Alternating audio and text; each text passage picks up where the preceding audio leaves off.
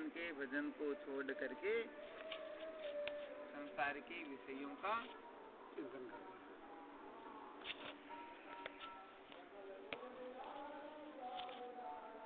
अब इस जगह पर सबसे पहले इस बात को हमें समझ लेना चाहिए कि इस संसार में जो सबसे अधिक भाग्यशाली है उनमें हम हैं।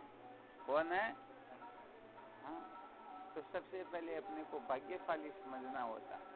जो अपने को भाग्यशाली समझते हैं वे ही सत्संग के सार को समझ पाते हैं, और जो अपने को भाग्य समझते हैं वे सत्संग के सार को समझ नहीं पाते, क्योंकि भाग्यशाली का ये कर्तव्य हो जाता है, ये उनका लक्ष्य बन जाता है कि मुझे भगवान का भजन करना है।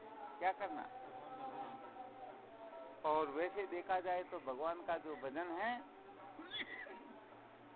जब तक हम किसी को जानेंगे नहीं तब तक उनकी स्तुति करें या उनके बारे में कुछ भी चर्चा करें तो बताओ क्या होगा? पहले जानना होगा या पहले स्तुति करनी होगी? और वैसे देखा जाए तो वेदांत की दृष्टि से देखा जाए तो जानने के बाद में कुछ कर्तव्य शेष रहता ही, परंतु यहाँ पर जानने का अर्थ जो होता है वो केवल मात्र है। क्या है जानने का अर्थ? कौन बताएंगे? भगवान का भजन करने से पहले भगवान को जानना होगा। कैसे जानना होगा? भगवान क्या है? भगवान दीनानाथ है, अदम उदाहरण है। क्या है? वो पतित पावन है।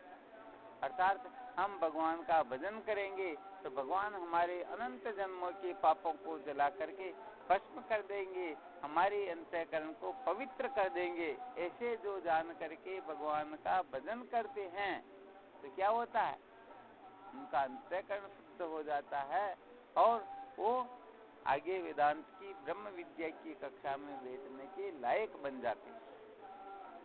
परंतु बात यह है कि इस प्रकार का जो भजन है, ये भजन भी बिना समझ के हो नहीं सकता।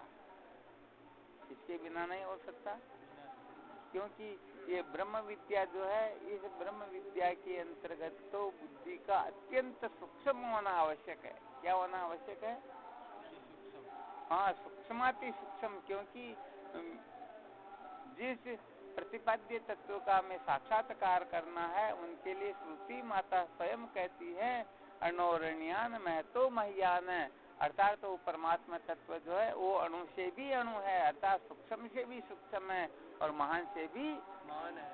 और जिस वस्तु को देखना हो उस वस्तु के आकार की जब तक वृत्ति नहीं हो जाती है तब तक उस वस्तु की आश्रित जो अविद्या है वह भस्म नहीं होती है, और जब तक वह अविद्या भस्म नहीं होती है तब तक उस वस्तु का साक्षात्कार होता ही नहीं है। तो परमात्मा का यदि ज्ञान प्राप्त करना चाहते हो तो सबसे पहले परमात्मा की आकार की, ब्रह्म की आकार की वृत्ति बने, और वह वृत्ति जो है परमात्मा की आश्रित जो अज्ञान है उस अज्ञान को भस्म कर देगी, नष्ट कर देगी, और हमें परमात्मा के स्वरूप का यथार्थ साक्षात्कार हो जाएगा। तो बताओ, परमात्मा सूक्ष्म से सूक्ष्म है तो हमें अपनी वृत्ति को सूक्ष्म से सूक्ष्म करना होगा या नहीं करना होगा? बिल्कुल करना होगा। जैसे कहने का मतलब ये जो दो अंगुलियां दिखाई दे रही है, बताओ इन दोनों अंगुलियों को आप एक साथ देख सकते हो क्या? अच्छी तरह से देखना। बताओ आप इन दोनों अंगुलियों को एक साथ देख सकते हो? देख सकते या नहीं देख? बिल्कुल नजर आ रही। नजर आ रही या नहीं आ रही? सबको नजर आ रही। परंतु बात क्या होती है, हमारा मन इतना चंचल होता है, इतना चंचल होता है कि हम इस अंगुली को देख करके इसको देख लेते, इसको देख करके इसको देख लेते, पता भी नहीं चलता कि हम दोनों को एक साथ देख रहे या अलग अलग देख रहे हैं। अब यदि किसी के ये बात समझ में नहीं आई हो, जैसे समझो दो मोटरसाइकिल पर कोई अलग अलग मोटरसाइकिल पर दो मित्र साथ जा रहे हैं और दोनों समझो 60 की स्पीड पर चल रहे हैं। न तो कोई कम और न अधिक। तो बताओ, दोनों बातें करते हुए चल रहे हैं तो ऐसा भ्रम हो जाता या नहीं होता कि जैसे हम चल ही नहीं रहे, एक जगह पर बैठे हुए हैं। भाई दोनों की स्पीड एक ही है। जैसे मोटर में दो व्यक्ति बैठे हुए हैं, एक सीट पर बातें करते हुए जा रहे हैं, तो क्या लगता है? दोनों को लगता है जैसे हम तो एक जगह पर बैठे हुए कहीं पर जा ही नहीं रहे, जबकि नहीं जा रहे क्या? तो अपनी जो वृत्ति है इतनी चंचल है कि हम इन दोनों को अलग अलग देखते हैं, परंतु भ्रांति हो जाती कि हम एक साथ ही। अब जैसे समझो इन दोनों उंगलियों के सिहाई से एक बिंदु यहाँ बना दे, एक बिंदु यहाँ पर बना दे। अब देख करके बताओ, क्या दोनों बिंदुओं को आप एक साथ देख सकते हो क्या? बताओ, देख सकते हैं कोई? अरे इस संसार में अभी तक कोई पैदा ही नहीं हुआ है जो इन दोनों को एक साथ देख सके। अर्थात आप जब इस अंगुली को देखोगे तो इसको नहीं देख पाओगे, और इसको देखते हो तो इसको नहीं देख पाओगे। ये तो संसार के जो लोग होते हैं ना, जो आसक्त पुरुष होते हैं, वो इस कचरे में पड़ जाते हैं। संत महात्मा तो इस रहस्य को जानते हैं। एक बार कोई साधक किसी महात्मा के पास में बहुत अच्छा वो गुलदस्ता, क्या बोलते, फूल का बना हुआ ले गए। तो महात्मा को जब फूल समर्पित किया, भेंट किया, तो महात्मा उस फूल को ही देखने लग गए। तो साधक आश्चर्य में पड़ गए, अरे स्वामी जी इसको क्यों देख रहे? लाने वाला तो मैं हूँ, इसको देखोगे क्या, मेरे को नहीं देखोगे? महात्मा ने उस फूल के गुलदस्ते को फेंक दिया और उसे ही देखने लग गए। तो क्या कहता, नहीं नहीं स्वामी जी, इसको मत फेंको, मुझे भी देखो और इसको भी देखो। ये संसारियों की क्या होती है? संसारी पुरुषों के लक्षण होते हैं। संसारी पुरुष ये चाहता है कि ये भी हो जाए, वो भी हो जाए, व्यवहार भी सुधर जाए, परमार्थ भी सुधर जाए, ये बिगड़े नहीं और वो प्राप्त हो जाए।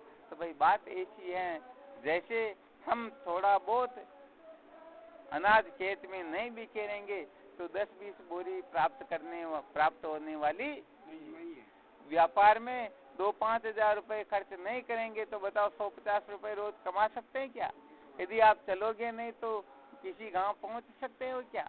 अरे भाई, कुछ पाने के लिए कुछ खोना पड़ता है, परंतु हम चाहते हैं कि हमारा ये व्यवहार भी नहीं बिगड़े और परमार्थ भी सुधर जाए, परमार्थ भी सिद्ध हो जाए। ऐसी बात, अरे जो वस्तु बिगड़ने वाली है वो बिगड़ेगी, बनने वाली है वो बनेगी, आने जाने वाली वस्तुएं आती जाती रहेगी। परमात्मा जो जैसा है उसको वैसा जानना, इसी को ज्ञान कहते हैं।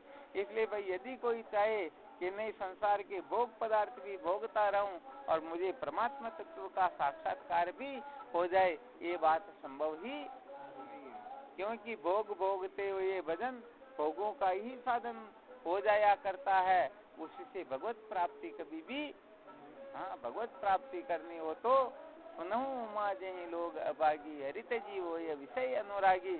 अर्थात जो भगवान को छोड़ करके विषयों को महत्व देते हैं वे तो लोग बड़े अभागे हैं। इसलिए अभागे लोग जो होते हैं वे सत्संग के रहस्य को समझ ही नहीं पाते हैं।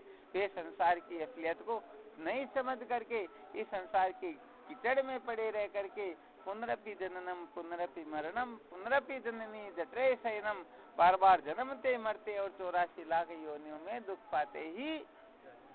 तो भाई बात ये सत्संग का जो सार है, सत्संग का जो रहस्य है, ये ब्रह्म विद्या जो है, ये तो जिसकी बुद्धि निर्मल हुई है, जिसकी बुद्धि रजोगुण तमोगुण से विनिमुक्त हुई है, जो बुद्धि सूक्ष्म है, जिस बुद्धि में तत्व की जिज्ञासा अर्थात चतुष्टय साधन संपन्न होकर के जो श्रोत्रिय ब्रह्मनिष्ठ महापुरुषों के सानिध्य में जाकर के बंधन से मुक्त होने के लिए विचार करते हैं, ऐसी बुद्धि ही भगवत प्राप्ति में सहायक होती है। बाकी की ये जो बुद्धि अपनी